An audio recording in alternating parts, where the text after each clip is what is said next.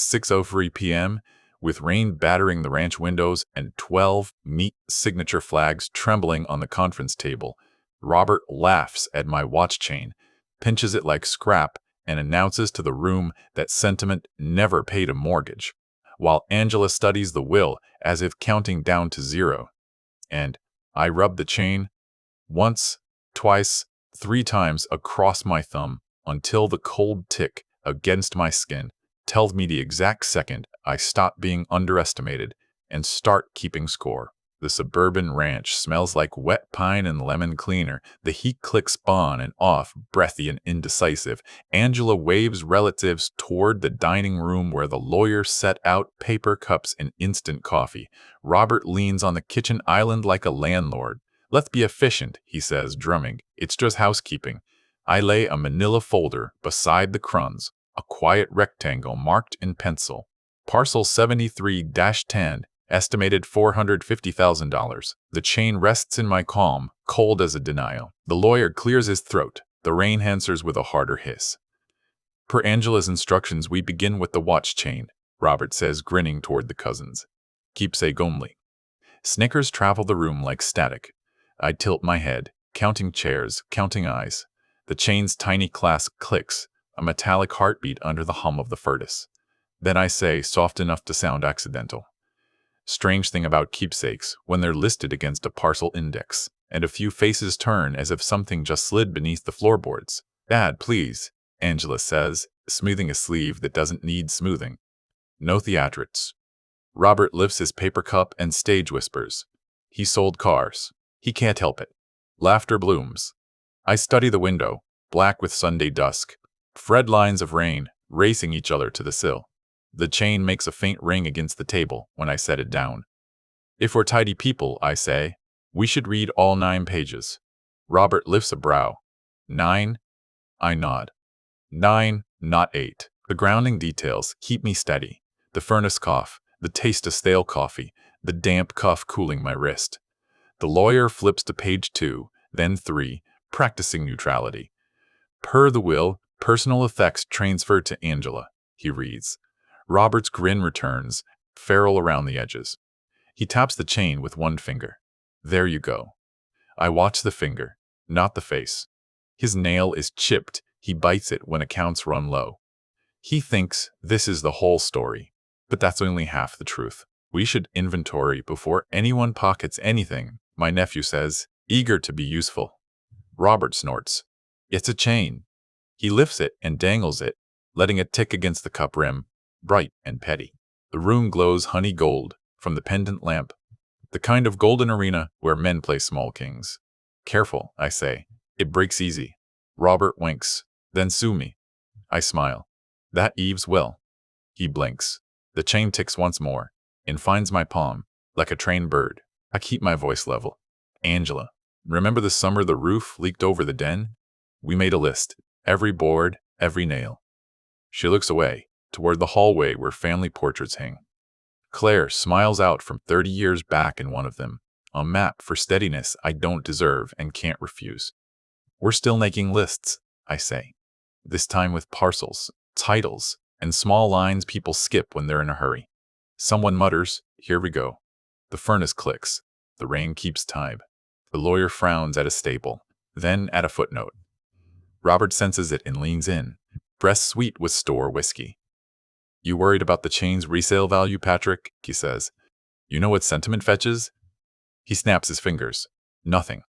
I look at his wedding band, too tight for his swollen knuckle. "Sentiment is cheap," I say. "Registration numbers are not." His smile chips. "What numbers?" I tap the folder. 73-10. The kind that tie a keepsake to dirt you didn't earn. The cousins exchange looks. Angela pours herself more coffee and misses the cup by a line. A brown crescent stains the counter. "Dad, you said we'd keep this civil," she says. "We are," I answer. Civil means patient with commas and patient with clauses. Robert spreads his hands. He's filibustering. "No," I say. "I'm counting." I hold up a finger. 1, the chain. 2nd finger. 2, the parcel. 3rd finger. 3, the clause that keeps the first 2 married, even when the room decides otherwise. I let silence work. The rain slackens. The house exhales. The lawyer turns to page 5, eyes skimming left margins where the old attorney tucked his breadcrumbs. Robert rocks back on his heels, cocky again. Fine, he says. Read it all. We'll be here till midnight. He touches Angela's shoulder, possessive. Some of us work tomorrow. Some of us have worked enough, I say. He laughs. Retired salesman wisdom. I nod. Retired men have time to listen. That lands heavier than I meant. Public humiliation blooms tiny and mean. Robert lifts the chain and threads it through his fingers like a ribbon in a school play. Look, he says to the ants, antique floss. He loops it around his ear. Laughter returns, eager to please whoever holds the room. The humiliation is cheap theater, but the audience is extended family, and cheap theater counts when memory keeps score. I lean forward. Keep it steady, I say. I can tug a title free if you swing it wrong. The ants stop laughing first. The chain has weight out of proportion to its size, a cold insistence that presses my pulse. I remember its click in a hospital corridor and its glint in a pawn window I didn't enter. Tonight it becomes an instrument. Page 6, I say. The lawyer reads a subparagraph about contingent bequests tied to documented property interests. Robert waves it off. Legal weather. Read the example, I say. He does. The example mentions an object annotated against a parcel roll. Chairs creak. The chain ticks once against wood. Angela takes the folder, flicks it open, and stares at the penciled 73-10. What is this? She asks. County roll shorthand, I say. Denlot and side strip. Robert frowns. Side strip? 3 feet by 60, I say. Worth more than people think when you need access for construction. A cousin whistles. Robert shrubs it off too quickly. So what? So that strip touches a driveway you like, I say.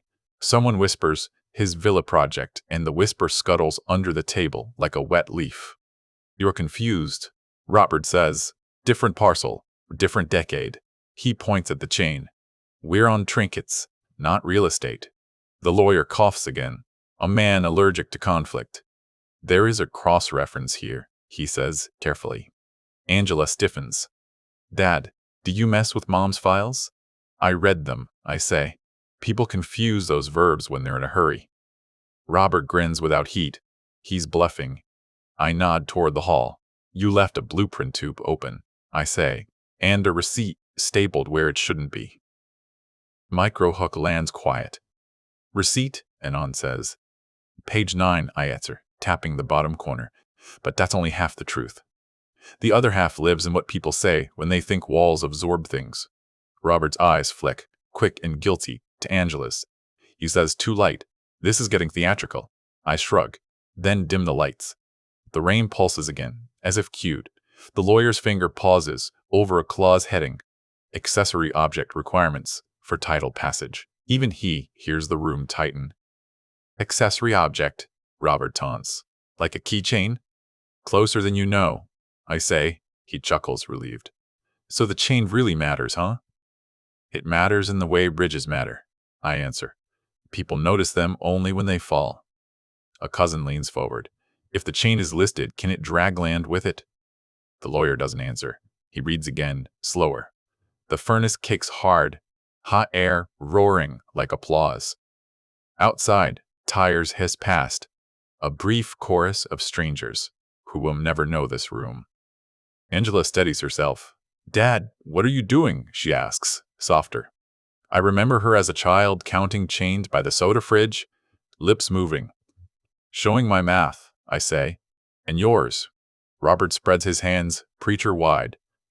Let's cut through this. Angela inherits everything but that silly chain. I'll buy him a fake one on Monday. I stand. Sit. Angela snaps at him, surprising herself. He sits, smirking. The chain kisses my knuckle when I pick it up again. A promise, with a metal tone. You want simple? I say. Simple as this. Someone filed a cross-reference tying this chain to parcel 7310. Robert snorts.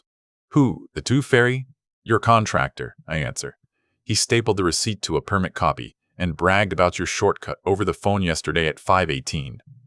Angela flinches. Shortcut? Robert shrugs. Everyone shortcuts. The call carried, I say. Old vents make fine wires. Robert's smirk wobbles. The room begins to lean, however slightly, away from him and toward the paper. The humiliation sharpens under fluorescent honesty. And Uncle clears his throat. Is there a problem with permits? He asks. Robert laughs too quickly. No problem. He looks to Angela for a rescue that doesn't come. She reads again and finds the tiny sentence that changes heat into weather. Title to the accessory object must be proved before related property transfers. Her eyes touch the chain. Dad, she whispers. Who owns that right now? I lift it. As of 6:03 p.m., the person they mocked. The chain's cold weight steadies my hand. I've set it on the page so the light throws a thin gleam across clause language. If this is accessory, I say, then any transfer you're planning waits for me. Robert exhales through his nose. We're playing word games. Games have rules, I say. He leans in. And winners. I nod. Eventually. The room hears the word eventually and understands it means filings, stamps, and a clock that doesn't care who thinks he's charming. Minnie Hook turns. He's bluffing about eavesdropping, a cousin whispers. I turn my head. I'm not bluffing. The vents in this house carry a conversation like a parish bell. Yesterday, from the den, I heard Robert say, Parcel 73-10 unlocks the villa driveway. Once the old man is boxed up, it's smooth grading. Angela stares at him. He tries swagger. Jokes. You don't joke in contractor numbers, I say. The lawyer folds his hands as if bracing for a small storm inside a larger one. Angela, I say, you can walk away from this clean. She looks sick. And Robert? He can learn commas the honest way. Robert laughs, hollow. He thinks a chain can stop concrete. It can stop signatures, I say, which pour slower than concrete but harden better. An ant murmurs, Lord. The rain briefly thunders, then eases, like a judge shuffling papers. The cousins stop performing allegiance and start reading footnotes, which is how power leaves a face without asking permission. By the quarter mark, the humiliation arrives proper. Robert raises his voice to keep control. Hand it over, he says. Angela inherits, that's the will. I hinge the folder open and reveal a photocopy of a recorder stamp dated March 12, 2019. Strange stamp, I say, from when the side strip got annexed. The lawyer squints. Who filed it? Your partner's runner, I say. He used my chain as evidence of accessory. The ants gasp. Robert's throat works. He wasn't supposed to see that stamp again. Angela presses her palms to the table. Robert, did you know about this? He chooses anger over shame. Old man is spinning legends. He points at the chain. It's worthless. Then you won't mind me keeping it, I say. And the side strip until someone with authority decides otherwise. The lawyer finally nods, slow and resigned. We should pause distribution, pending verification. Robert slaps the table. Over a trinket? Over an index, I say, and the room tilts, just enough to make him grab the edge. The cousins retreat to the hall whispers. The aunts suddenly remember dishes. Angela stands small in the golden kitchen light, eyes on a clause that crawls like an ant line across the page. Robert glowers, teeth showing, argument rising and then catching on a comma he can't bully. The chain lies bright as a line of mercury. Outside, the rainstorm roats the porch steps. I slide the manila folder back to sender. We're patient people, I say. Let's read page 9 properly. Shall we? Page 9 waits like a closed throat. The lawyer aligns his glasses, a ritual of delay. Robert prowls, keep rolling off him, despite the draft that sneaks under the back door. Read it, counselor, he says, voice sugared and thin. The chain sits on the clause header like a seal. Accessory object must be surrendered to effectuate transfer of adjoining rights, the lawyer reads. Chairs scrape. A cousin whispers, surrendered to whom? I keep my eyes on the rain-beaded window and let the house breathe once. Angela steadies herself with the counter lip and finds her balance in the lemon cleaner smell. Dad, If this ties to 7310, why is it here and not with the deed? I point to the penciled note, the small triangle the old attorney loved to draw by cross-references. Because someone thought trinket meant loophole, I say. Robert laughs brittle. So I buy the chain for $1 and we're done. You can't buy what isn't being sold, I say. And a furnace coughs, as if agreeing. He reaches for the chain, all swagger, but Angela steps between us, a thin wall with shaking hands. Stop, she says. The word cracks, then holds. Outside tires hiss again. Inside, a drip starts near the back door. Metronome to the moment. We can resolve this, Robert says, smiling for the audience. Patrick, be reasonable. Reason is a calendar and a recorder's clock, I answer. The lawyer flips his pad and writes a note that sounds like a closing bell when the pen taps twice. Microhook sharpens its edge. Counsel, I say, check the annex map for the side strip. He scrolls with a fingertip, paper rasping like sand. The map shows a skinny tongue of land kissing the driveway to Robert's prized project. That driveway is temporary, he says too fast. A cousin murmurs, temporary like their last marriage. Robert ignores it. Even if your chain mattered, the county would never stall a villa. Counties stall for commas all the time, I say, especially when someone bragged into their own vents. ... Heat and cold trade places. The furnace clicks off, the room chills. Breath turns visible over paper cups. Robert rubs his knuckles and bares his teeth in a smile meant to show he owns the weather. Here's my counter, he says. Angela signed temporary access. Will grant Dad visitation to the driveway like a pet schedule. Laughter returns, mean and relieved. I let it ride, then lift a finger. Visitation implies ownership elsewhere, I say, and signatures imply liability when clauses hinge on surrendered objects.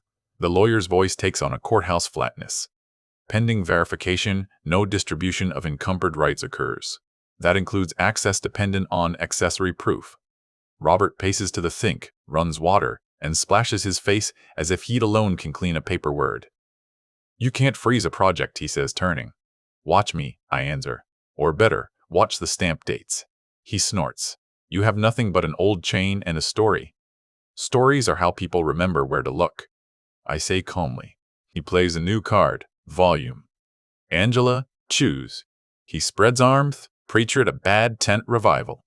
Your father's theatrics or our future. She stares at the penciled parcel number as if it might blink. The rain quiets to a hush that makes every fork in the sink sound like a small bell.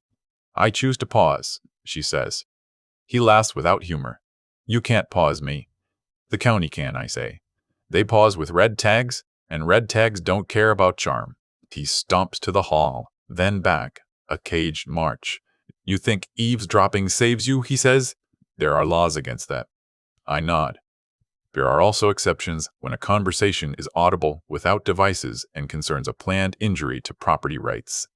The cousins lean in like a jury that didn't know it had been sworn. Prove I said anything, he sneers. You did, at 5:18, in a voice big enough for the den vent to memorize, I say, and the receipt stapled the brag to paper. Fatigue sneaks behind my ribs, a dull ache that smells like antiseptic in winter. For a moment, I see the hospital corridor again, where the chain once clicked in my fist, while Claire breathed shallow, and I promised to keep the house steady. The promise tastes like old copper now. Sit down, Patrick, Robert says, sensing the wobble. I sit, because steadiness sometimes means choosing the lower chair. The room relaxes, wrongly. He thinks the tide has turned back, but that is only half the truth. Here is the losing beat. Staged public. Robert taps the chain with 2 fingers and addresses the room like a foreman. Consensus, he declares. The chain is sentimental, the parcel is independent, and work resumes Monday. He looks at the lawyer. Draft the access letter. The lawyer hesitates, then nods toward Angela, who looks down, cornered by fatigue and family eyes. The drip by the back door grows louder. I count 5 breaths and taste defeat like cold tea. Then the house gives me a gift. The drip becomes a run. Water snakes under the back door and kisses Robert's polished shoe. He jerks, swears, and in that flicker of gracelessness, the room sees something unkinged. I stand slowly. Leaks teach patience, I say.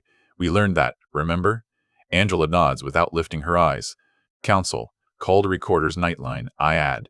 Leave a message that a cross-referenced accessory has serviced. Use the parcel number exactly.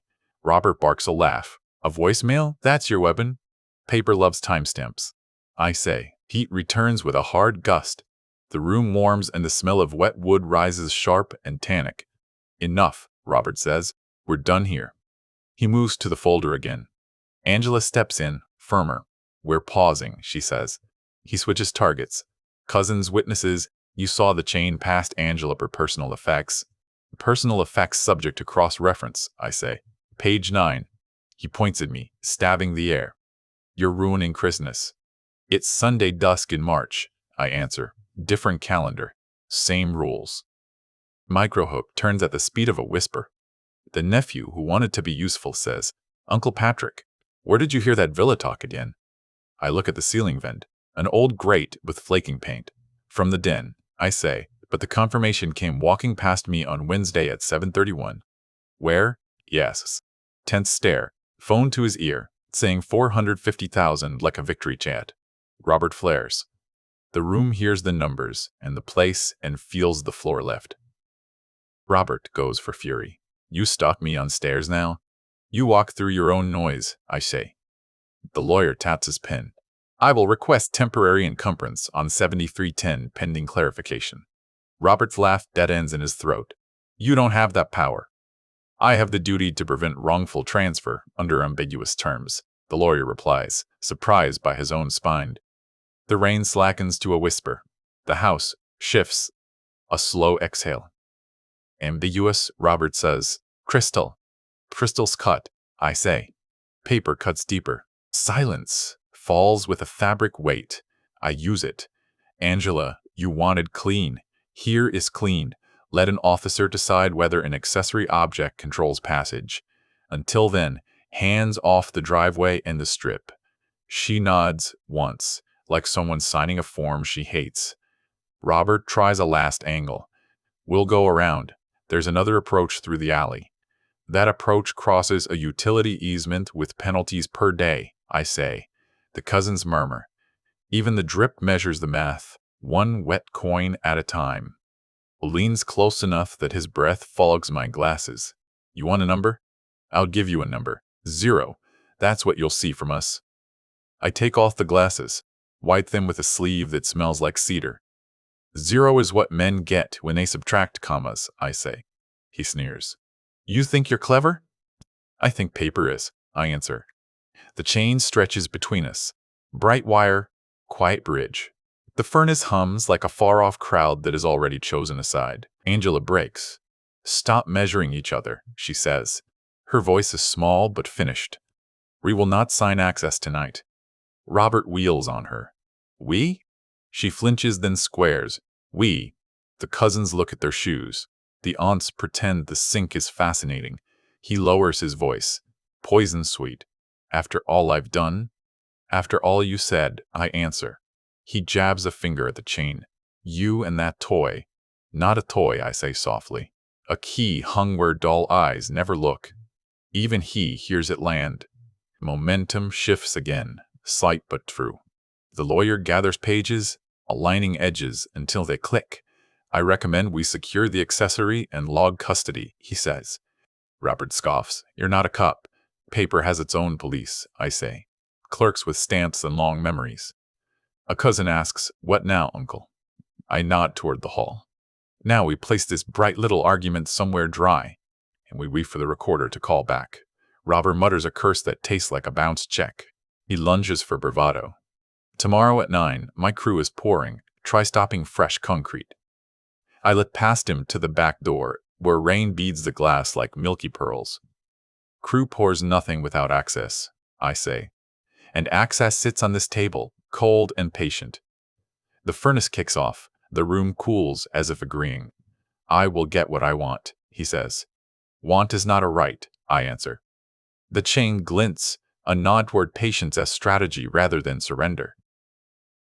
He plays pity, looking to the aunts. He's punishing Angela for loving me. Angela winces. This isn't love, she says quietly. It's leverage. The word hangs, Ugly and exact. Robert's jaw works. You'll regret that. I let the line breathe and then add, regret is cheaper than demolition. The nephew edges toward the hall closet. Where should we lock it, Uncle Patrick? Somewhere we can see, I say. He nods, opens the door, and the smell of cold coats rolls out, like stored winters. We choose the front hall display case, glass warped for decades of summer heat. The chain settles on a velvet square that once held seashells and school ribbons. Robert laughs. A museum for junk. A shelf where everyone counts who touches it, I say. The lawyer writes the time, his pen scratching like a small saw. Angela signs beside it, hand trembling, air tasting like pennies. The cousins initial with solemn faces, a mock jury becoming real. Outside, the rain softens to a dim applause. Robert tries one last corridor. Call your authority figure, he says to the lawyer, rolling the phrase like a dare. Wake a judge. A clerk first, the lawyer replies. Then whoever the clerk wakes. Robert smirks. And if nobody answers? Paper answers in the morning, I say. And mornings come. He steps closer, voice dropping to gravel. You think you've won because of a chain. I think I've caused harm, I say. Win is a different verb. It prefers proof and daylight. The house grows quiet enough to hear the slow tick of cooling ducks. I taste linen cleaner and old coffee and know I will not sleep. Angela, I say, soft, you can still walk away clean. She whispers, from him or from you? From this tactic, I answer. No one needs to bleed tonight. Robert snorts. He wants a medal. I want a comma, I say, placed where it belongs. The lawyer looks at his watch, the room's second ticking thing, and writes another note. He pushes past and plants himself on the front porch, daring the rain. Look at me, he calls, arms wide, gathering damp like credit. I build things. The porch boards answer with a tired groan, old wood judging young arrogance. The air outside smells like wet asphalt and electric sky. I follow to the threshold and stop. Building requires permits, I say. Permits require patience. He spits into the bushes. I have crews, trucks, deadlines, and I have time, I answer. The chain glints from the hall light. He turns back into the golden kitchen and performs for the aunts again. He'll cave by morning, he says. Men like him always fold. I lower myself into the chair with the frayed arm, fabric rough under my palm, and fold nothing. Counsel, I say, draft the notice of potential encumbrance and leave your message. He nods and dials, voice steady, language exact. The room listens to the words, accessory, parcel, cross-reference. The rain quiets until we can hear only the pen click when he ends. Night presses closer to the glass. The cousins drift to the hall again, quiet as library patrons. Robert prowls the kitchen like a contractor on a site walk, pretending measurements will save him. Tomorrow, he says, I'll have an access letter from another attorney. The lawyer shrugs. Another letter cannot erase a cross-reference without process. Process is for weak men, Robert snaps. I shake my head. Process is for strong paper. The chain rests in its little museum, reflecting the pendant lamp like a narrow moon. I feel the old house settle, beams answering storm with tiny groans. We should all sleep, Angela whispers, voice hoarse from choosing. Robert hears a new angle and lunges. He stays in my place tonight. I don't want him near the case. The room stiffens. Your place, I say, or the project office where the permit copies live. He bares his teeth. The lawyer lifts a hand.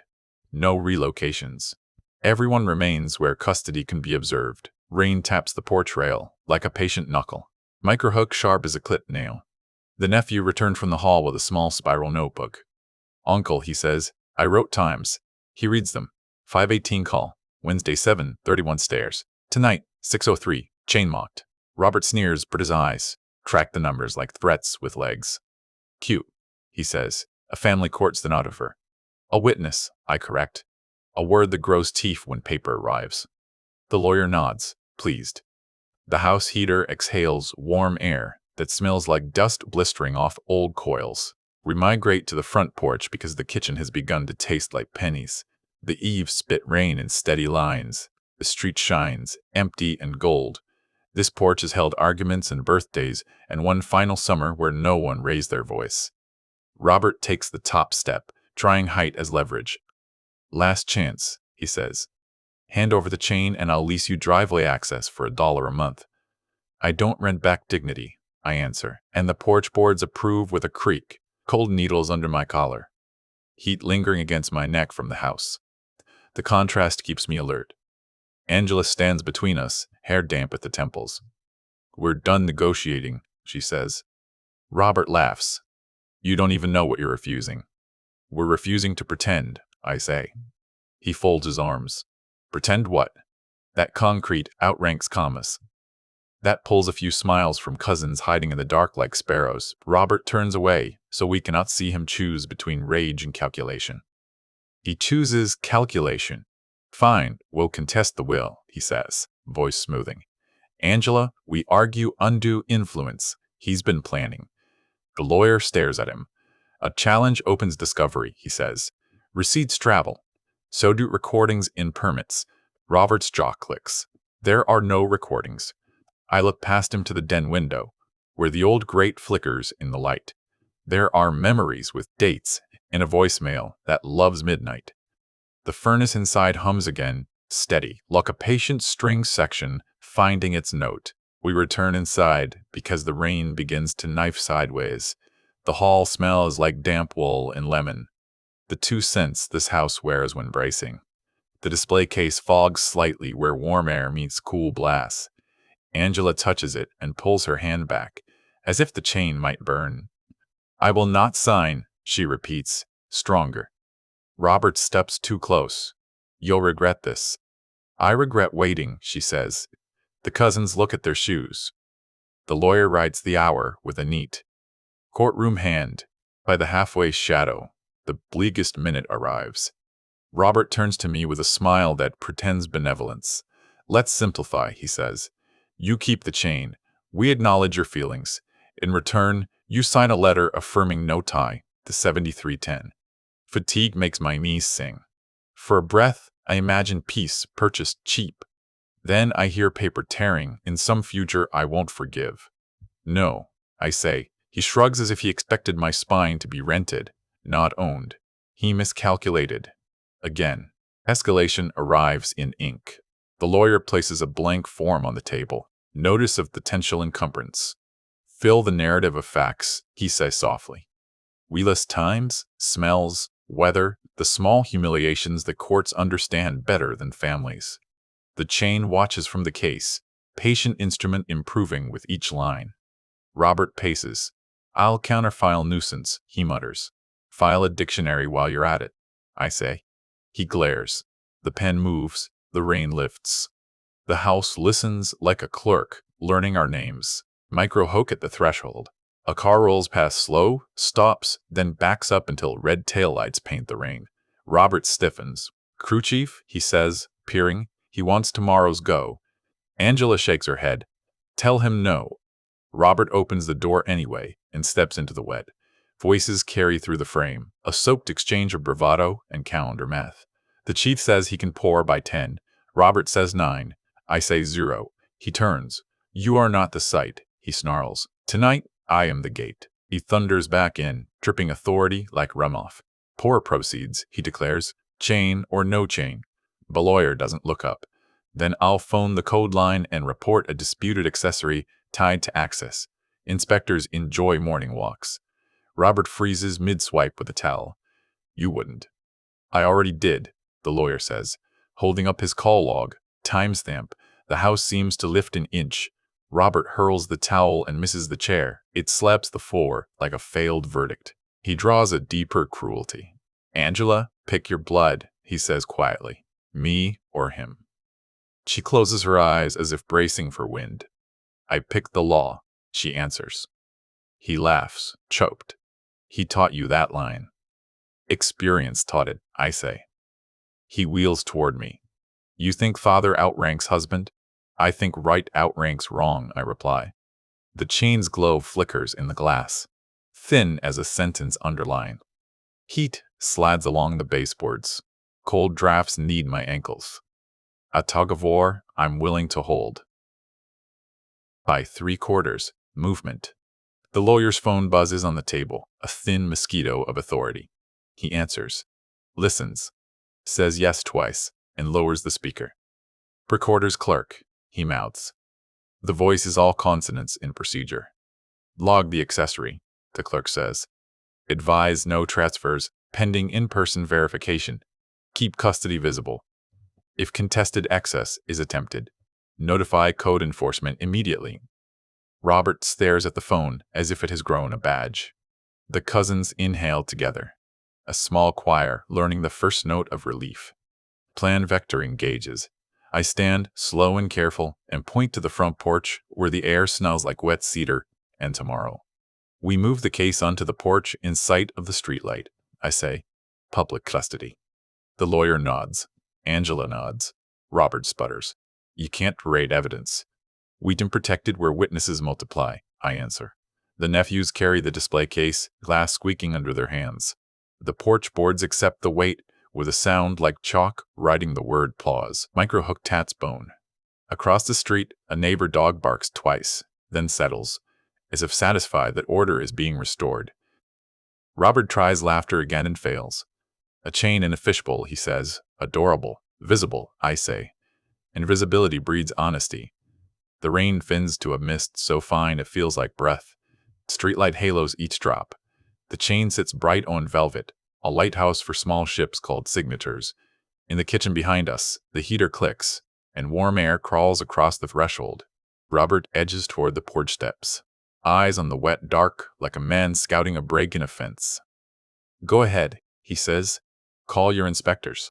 I'll pour at dawn and pay the fine like a tip. Fines stack, I answer. Days stack. Judges stack colder things. He flexes his fingers as if ready for vandalism and decides against it, at least in front of all these eyes. The chain does not move. It waits, as stubborn as math and twice as patient. He tries the last tool. Men like him always try. Pity, wrapped around threat. He's old, he tells the cousins. He won't survive a legal winter. The cousins don't answer. They read the clerk's instructions on the lawyer's pad like school children learning a pledge. Angela lifts her chin. We'll survive facts, she says. He deflates, then heartens, face setting like quickset in a cheap mold. You just ended Christmas for everyone. Then we begin March correctly, I reply, and the porch light hums like approval. My girl hooked sharpest yet. Robert turns low voice meant for no one and says into his phone, move deer to alley entry at 6, side strip blocked, go around utility. The nephews hear it, the porch hears it, even the rain writes it down. I step closer. Eavesdropping, he says quickly, sneer returning, illegal. Not when the world is listening without help, I answer. The lawyer's pen rasps one more line. Inside, the clock over the stove blinks to the minute, like a witness waking up. Reversal arrives clean. The clerk calls back, voice firmer. Code notified. If access is attempted via alley over utility easement, halt and cite. The word cite lands with the weight of cold iron. Robert sags, then springs toward the case as if speed could outpace a statute. Angela steps in, palm up. Don't, she says. He stops not from conscience, but from audience. The cousins watch. The ants fold dish towels like verdicts. The chain lies still. I lift the pen the lawyer used and hold it steady over the notice. My hand does not shake. The porch smells like rain cleaned the whirls while we argued. Robert whispers something that never reaches a noun. The clerk's voice, tinny on speaker, says, state your name for custody. I say it, neat and slow. The lawyer points where the line waits. The chain throws one last, thin gleam across the paper. I sign.